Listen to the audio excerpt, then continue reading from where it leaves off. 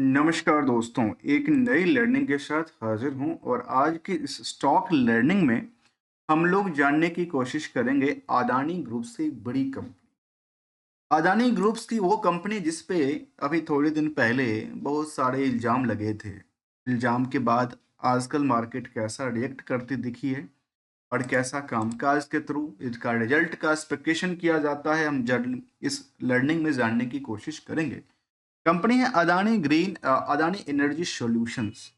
और इसको लेकर के अमेरिका में जो चल रही थी बातें, बात विवाद की बात कर रहे थे, उसको हमने एक नज़र पहले भी समझा था। आज थोड़ा सा इसको समझने की ये कोशिश करेंगे कि आज के टाइम में इनकी मार्केट की क्या ग्रोथ रेबर है, क्या पोटेंशियल क्रिएट कर पाती है आज भी। देखिए, अदानी यदि आप इसकी चर्चा करें, जबकि इनकी एक दूसरी कंपनी ज्वाइंट वेंचर वाले में कुछ पोजीशन को बिकवाली किया था, कई बार कुछ नए पोजीशन क्रिएट करती है। कंपनी कहती है कि इनके पास करीब करीब 24,000 से ज़्यादा पावर ट्रांसमिशन लेंथ की बात कहती है, और जो कि करोड़ किलोमीटर की बात है कि 24,000 करोड़ की बात कहती है। 75,000 प्लस कहती है कि ट्रांसफॉर्मेशन कैपेसिटीज इनके पास मेगावाट्स की बात किया जाए तो 99.7% इनके पास नेटवर्क एबिलिटी की बातें कहती है। और करीब करीब 3 करोड़ 18 लाख 31 लाख 80 हजार के आसपास की बात करूं, प्लस डिस्ट्रीब्यूशन कस्टमर की बात कहती है। कंपनी का जो कामकाज है ट्रांसमिशन और डिस्ट्रीब्यूशन पे ही कंपनी टिकी है। ये कंपनी पावर जनरेशन नहीं करती, इनका कामकाज है किससे, ट्रांसमिशन और जनरेशन, उससे डिस्ट्रीब्यूशन से लेकर कामकाज करती है।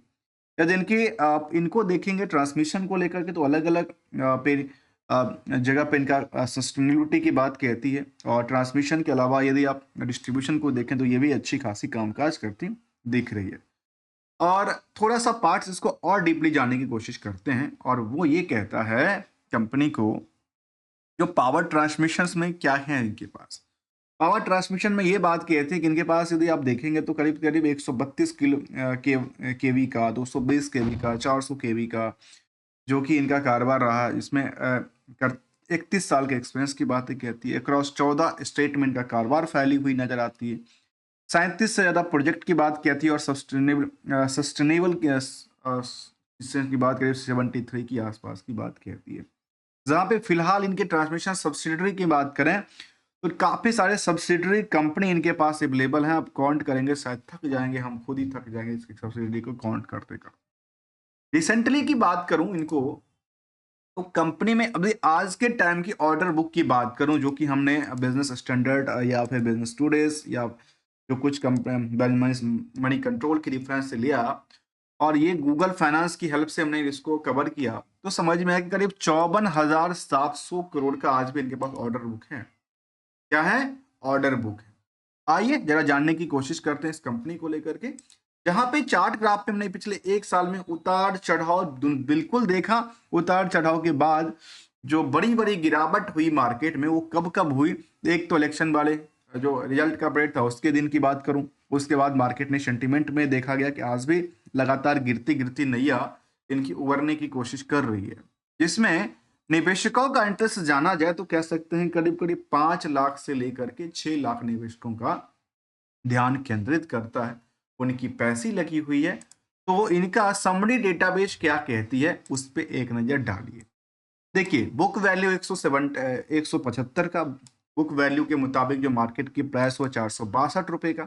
इंटरेंसिक वैल्यू बुक वैल्यू से छोटा सा है। इंडस्ट्रियल की पी के मुताबिक इस कंपनी में जो रेस लगी है स्टॉक को खरीदने बेचने होल्ड करने को लेकर के, वो दोगुना से भी ज्यादा की बात कहती है। जहां अर्निंग पर शेयर 4 रुपए के आसपास से ज्यादा कमाती है, और नंबर ऑफ शेयर की बात करें जो 812 के आसपास से क्रिएट करके देखा जाए तो 97,000 करोड़ की मार्केट कैप है।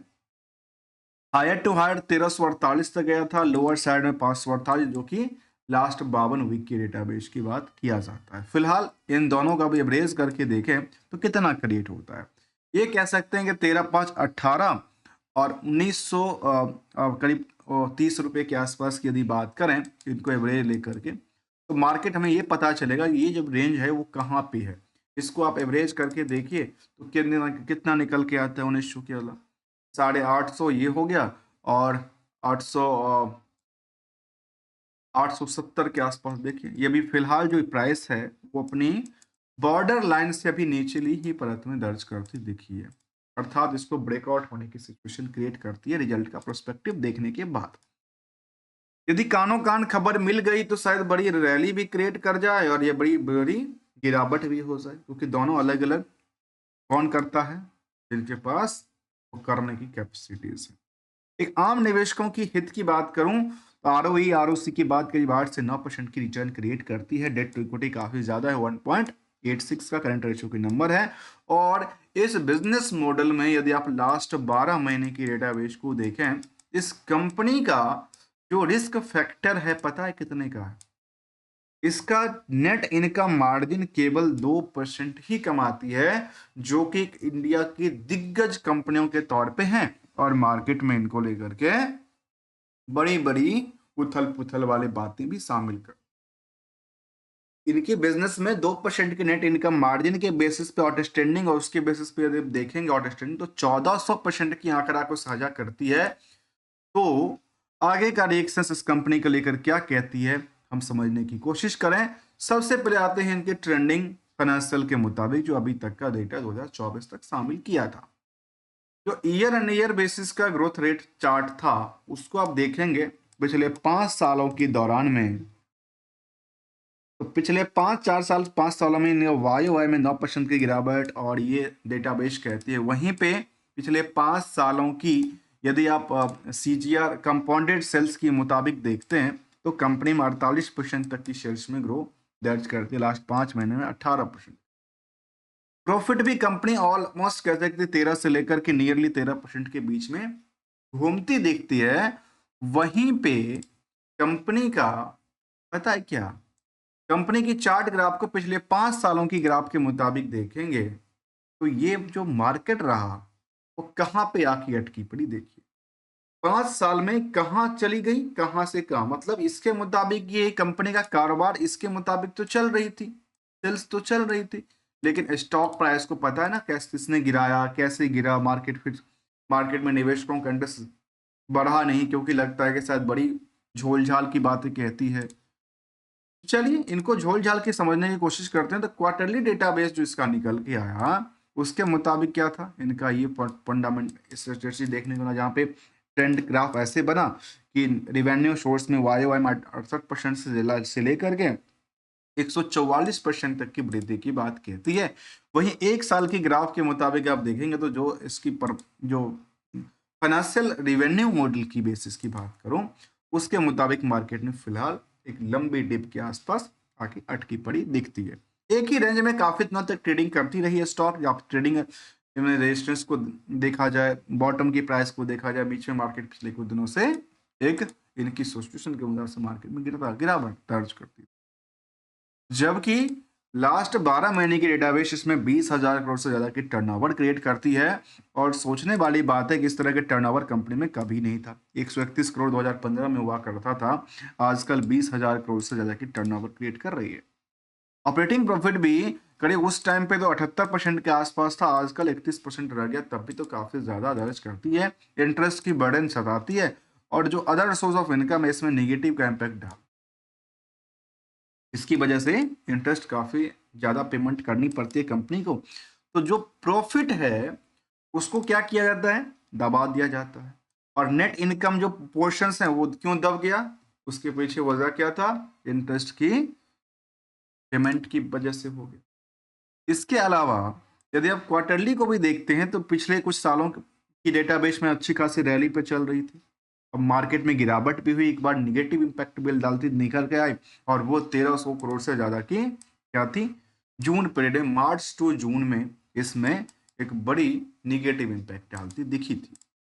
इसके अलावा कुछ और पार्टों को समझने की कोशिश करें तो हमारे सामने आती है चैलेंज। और इसका जो मार्केट में आउटस्टैंडिंग था 1400% का, उसमें 34 दिन की बात कहती है।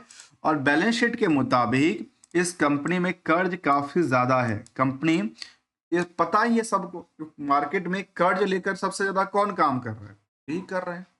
और करीब 39,000 करोड़ की कर्ज है।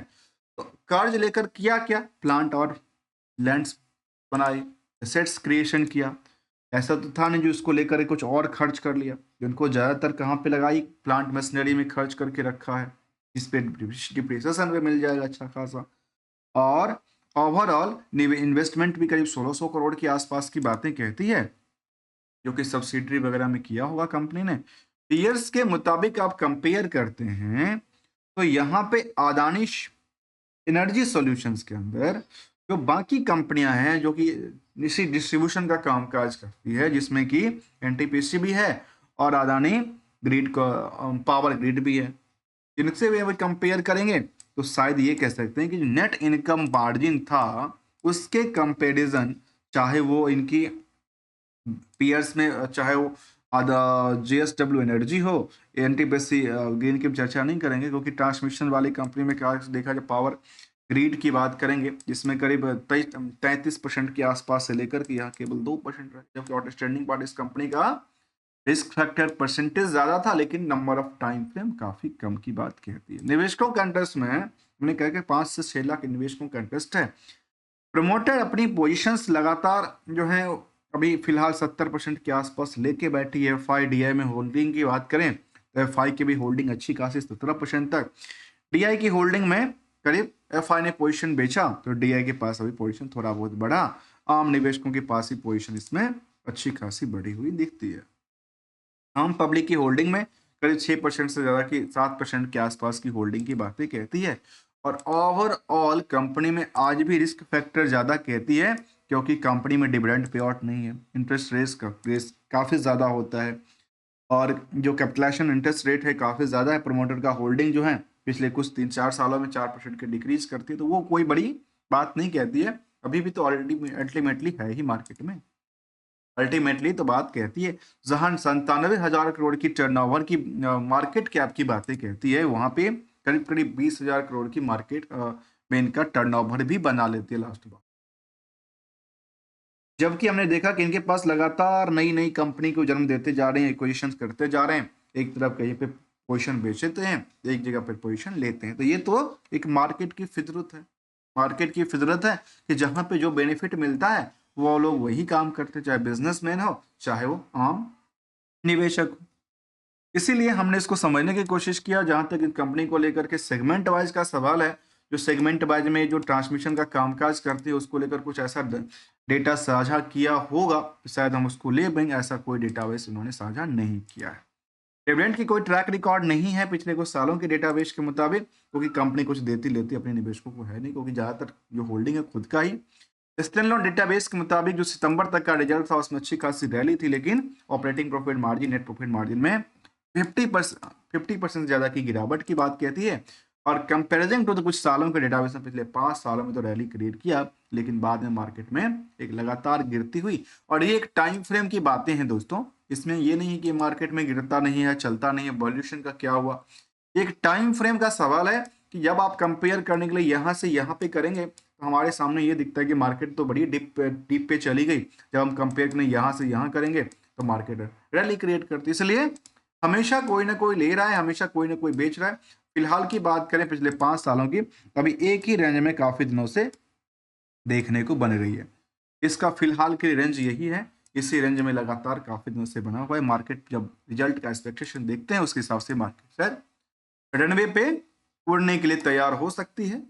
और इसका जो कंट्रोवर्सी रहा है वो कंट्रोवर्सी हमेशा रहता ही है, कुछ ना कुछ रहता ही है, उसको लेकर के एक गोल्डन रूल को जरूर डिस्कस करना चाहिए। मैं ये नहीं कहता हूँ किसी कंपनी को लेकर के जो आपने इस प्राइस पे लिया है कि यहाँ पे भी कोई बेचने के लिए था, यहाँ पे कोई खरीदने के लिए था, और खरीदने बेचने का सिलसिला हमेशा रहता है। जिसमें कोई लेने के लिए इंटरेस्टेड नहीं है तो लोग डिस्काउंट पे बेचने के लिए तैयार हो जाते हैं, जब लेने के लिए लोग इंटरेस्टेड होते हैं तो वैल्यूएशन को बढ़ा दिया जाता है। नहीं, ऐसे मान लेते हैं आपकी अपने ही, तो इसको लेकर गोल्डन रूल ये कहता है कि जब भी मौका मिले जिस भी पोजीशन के आसपास, तो यदि प्रॉफिट बनता हो तो लोग प्रॉफिट को क्या करते हैं, बुक करके रख लेते हैं पूरा बहुत करके। और जब कभी लॉस क्रिएट होता है तो लॉस से क्या होगा, अपनी जो मैक्सिमम लॉस हो रही है उसको सेटअप करने के लिए एसएल का रिव्यू करना जरूरी पड़ जाता है। मिलेंगे कुछ नई लर्निंग के साथ। यदि आपको वीडियो अच्छा लगा हो तो वीडियो को लाइक, चैनल को सब्सक्राइब करना मत भूलिएगा।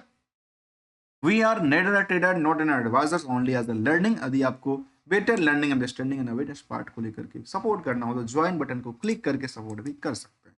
तब तक के लिए thanks for the joining us.